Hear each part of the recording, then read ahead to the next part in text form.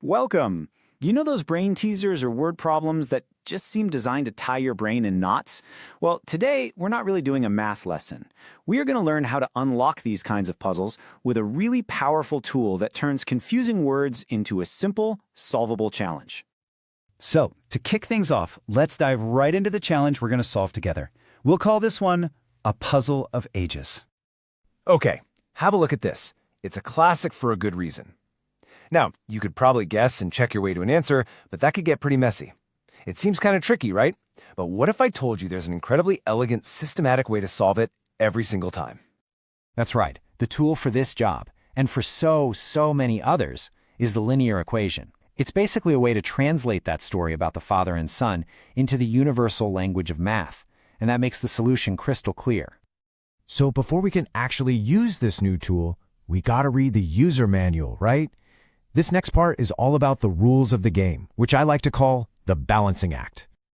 Let's start with the most fundamental idea here. An equation. Well, it's just a statement of equality. It's saying that whatever is on the left side of that equal sign has the exact same value as whatever is on the right side. That idea of being equal is absolutely everything. And here is the absolute best way to think about it. An equation is like a perfectly balanced scale. If you add a little weight to one side, you have to add the exact same weight to the other side to keep it from tipping over. This one golden rule, it's the foundation for everything we're about to do. And that golden rule gives us our 4 core moves. We can add, we can subtract, we can multiply, or we can divide, as long as we do the exact same thing to both sides of our equation. Believe it or not, these are the only moves we'll need to solve pretty much any linear equation you'll ever see. Okay, we have the rules, so now it's time to take this new tool of ours for a little test drive. We'll start with a pure numbers problem first, just to get the hang of it. Let's check out this example from our source. I know it might look a little intimidating with all those fractions in there, but the rules we just learned, those 4 core moves, they work perfectly no matter how complicated the numbers look. Our goal here is super simple. Find the value of y.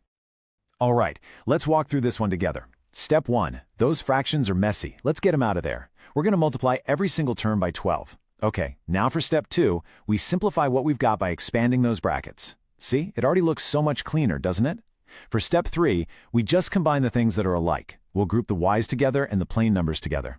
And that leaves our final step, just one last move to get y all by itself. We multiply by -1 and boom, we have our answer.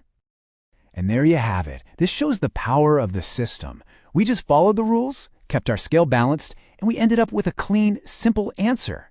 The tool, it works. Okay, now that we've had a test drive, let's take these skills and apply them back to where we started, that age puzzle. So the very first step when you're solving a word problem, and this is so important, is to figure out what you're actually trying to find.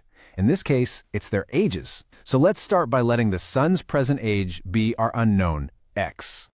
Now we use the clues from the puzzle. We know the man is 24 years older than his son. So if the son's age is x, well then the father's age has to be x plus 24. You see what we're doing? We're just translating words directly into math. Okay, this right here, this is the magic moment. The puzzle says, in 2 years, he will be twice as old as his son. Right, so in 2 years, the father will be his current age, x plus 24, plus 2. The son will be his current age, x plus 2, and the father's future age will be equal to 2 times the son's future age. And just like that, we've built our equation. And now all we have to do is apply our rules. First up, let's simplify both sides of the equation. Just clean it up a bit. Next, we need to get all the x's together on one side. So we'll subtract x from both sides to keep things balanced. Then we just need to get that x all on its own. A simple subtraction of 4 from both sides will do the trick. And there is our solution. We found the value of x. And the puzzle is solved. If x is 22, that means the son is 22 years old. And since we know the father is x plus 24, he must be 46. Let's do a quick check. In 2 years, the son will be 24, and the father will be 48. Is 48 twice 24? Yes, it is. It works perfectly. You know, the best part is that this method isn't just for some silly age puzzles. You've just added a really versatile and powerful new item to your problem-solving toolbox.